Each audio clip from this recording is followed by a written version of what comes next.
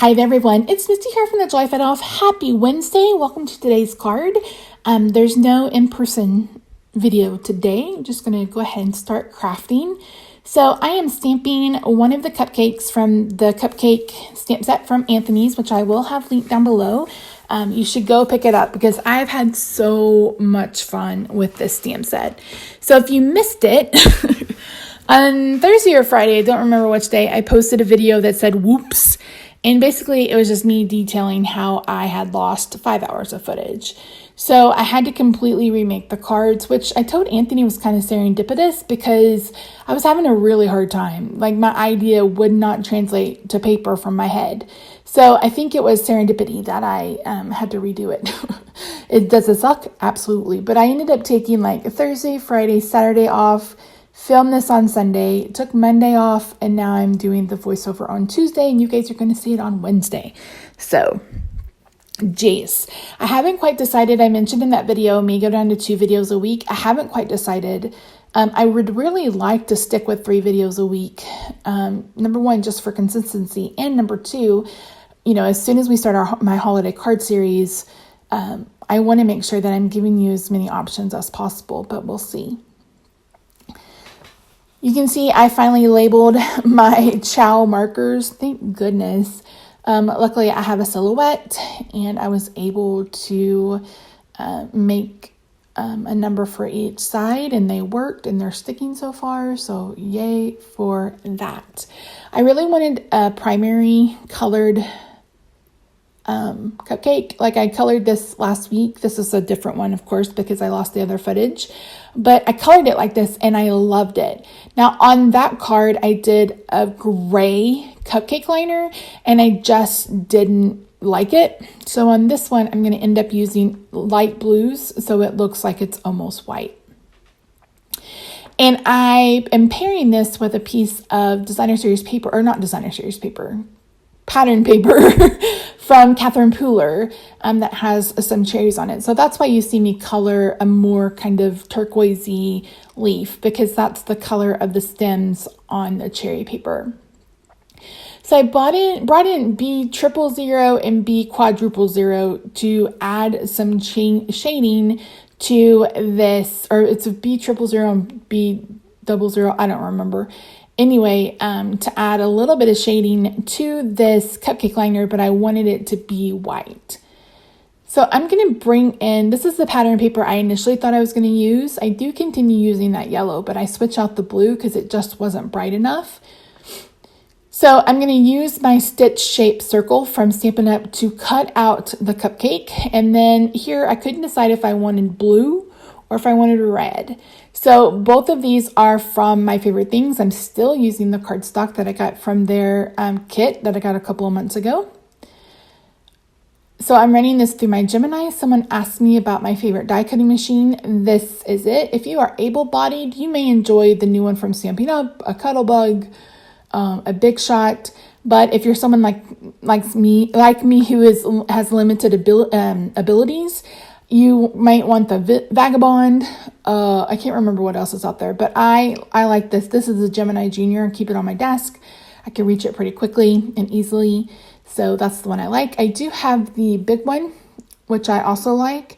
I just couldn't fit it on my desk. So I was thinking about selling it, but it may end up on my other desk and I'll just use it over here because I am considering doing live streams, but doing them over here on this huge desk. That way I can do it like through YouTube and stuff and have my computer right here. So I can just hook up to my Mac and go live. So more on that to come. So I decided on the red, and then this piece of paper from Catherine Pooler, I cut down to 1.5 inches by 5.25 inches. And then I'm using just really light blue markers to add a little bit of shadow around the cupcake, just to help it stand out a little bit and to not get lost in the white. So initially, I thought I was going to use this blue gingham with this yellow. And then, like I said, the gingham is just too navy. I wanted something a little brighter. So I pulled in this piece of paper from one of the Doodlebug pads. If Doodlebug has like something similar to like a rainbow color theme or whatever, they're going to have a striped pattern in it. They are pretty consistent with their patterns. So I went ahead and cut down these to 1/4 inches, and then I'm going to adhere them together, I think. No, I'm just going to add, yeah, no, I am. I'm like, I think I adhere them together. And then I'm going to cut them on an angle, and then I'm going to add dimensionals. These are the mini dimensionals. I'm doubling it up on one side, and then I doubled it up on the other side, which I honestly didn't need to do. So if you copy this card, make sure that you just put the 1. This made it a little too tall, but I go back and fix that. So once I've done that, I'm going to add some shimmer to the cupcake liner, and then I bring in my, what is this called?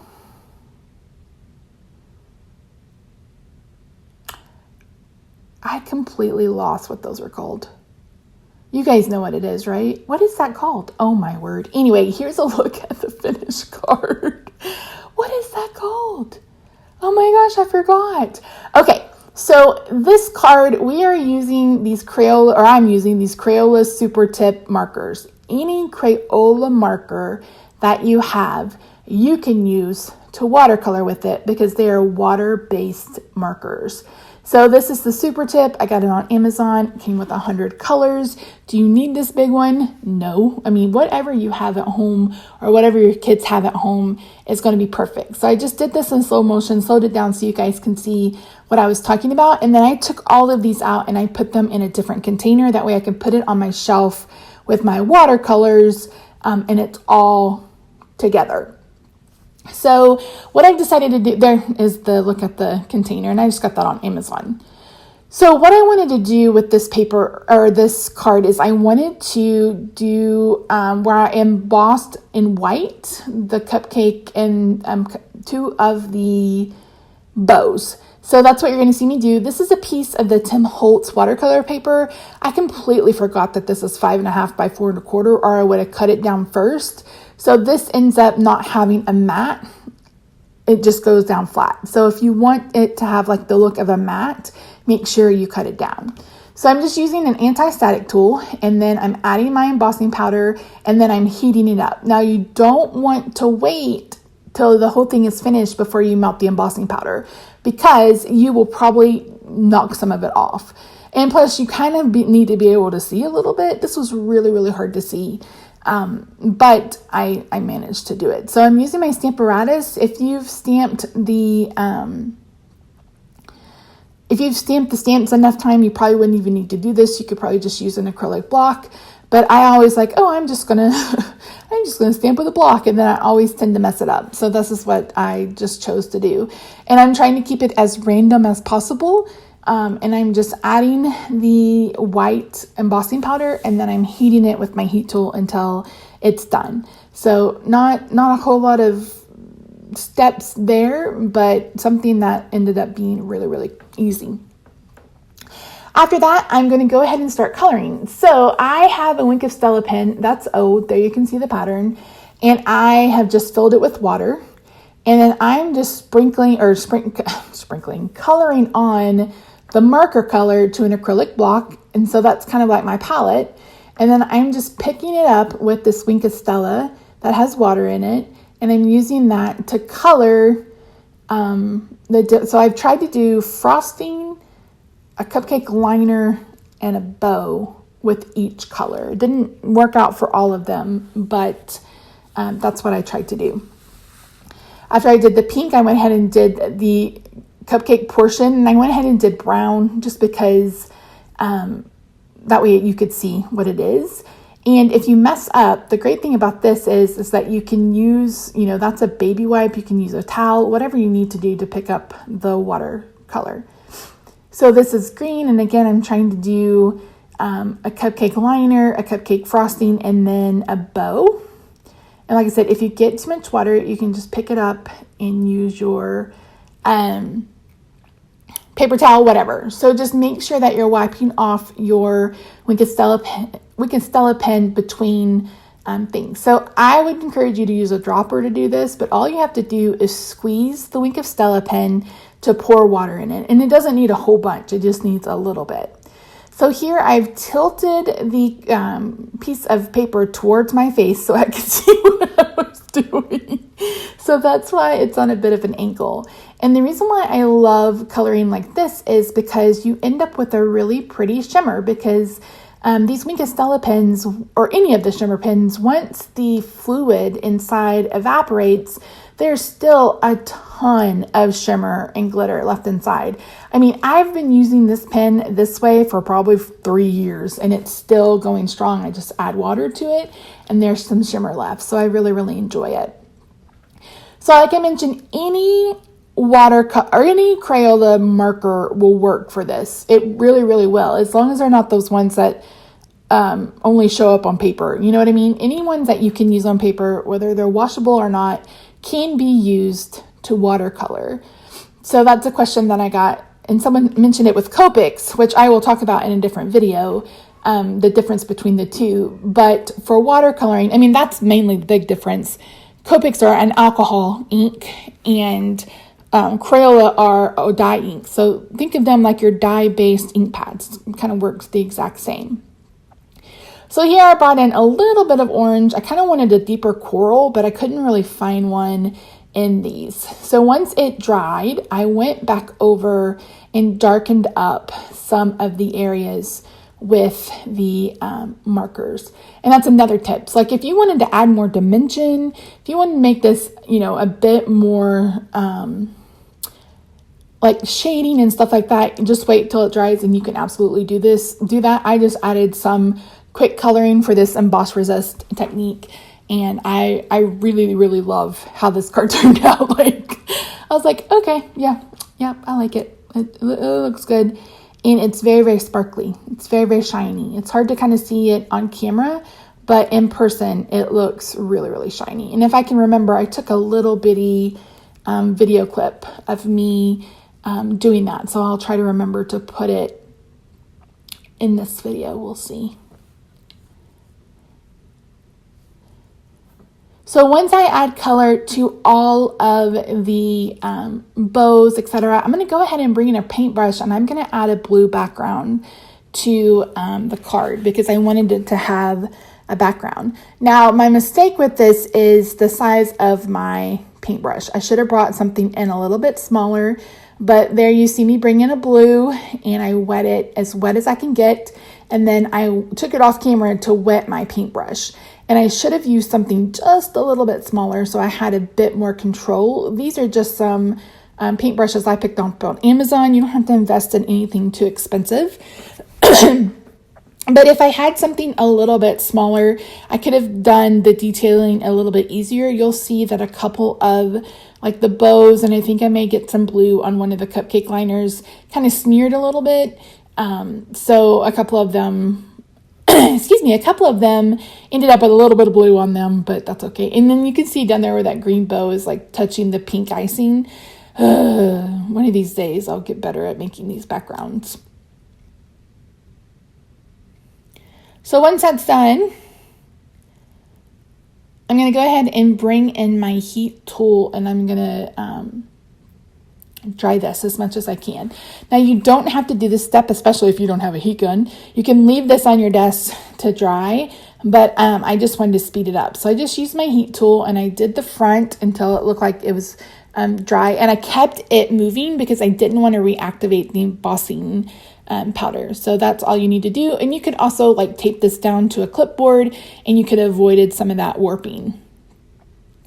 Since I had warping, I'm going to go ahead and use this Scotch mounting foam so I can put it everywhere. And that way I can get this to lie flat on the card. And this is when I realized, like, oh man, this is a full card layer. Or yeah, I completely forgot it was going to cover the entire front. And by this time it was kind of too late to cut it down. So I just am adhering that to a pink piece of cardstock from My Favorite Things. And then I'm going to bring in the Make-A-Wish sentiment, and I'm going to emboss that. I started by using, this is the other half of that paper that I used. And because initially I thought, oh, pink, it's going to look so pretty, and it's going to match the background. And I'm using my stitch circles to cut those out. And I just used the same watercolor paper. I had some scrap watercolor paper. That way the whites match. That's always a big deal for me. I don't like when my whites don't match. That's why I can't have anything white in the house, because it's like, I need it. I need it to be crisp white. So this is when I'm like, I don't really like it. I felt like it didn't stand out enough, and I decided to switch from pink to a light purple. So this is the Highland Heather cardstock from Stampin' Up. And again, I'm just embossing it. So I've got the embossing buddy. Then I'm going to pour on some white. Then I'm going to heat it.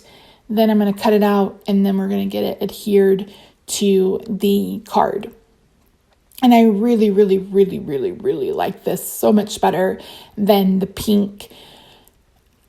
I just think it stands out more, and you'll see that in just a second.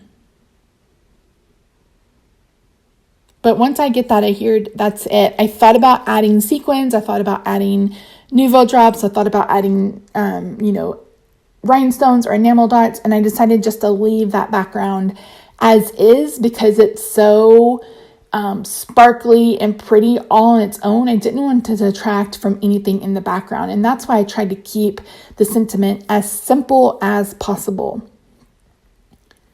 So once I get that adhered, that's it. That's it for all 3 cards. Thank you so much for joining me today, guys. I hope you like these cards.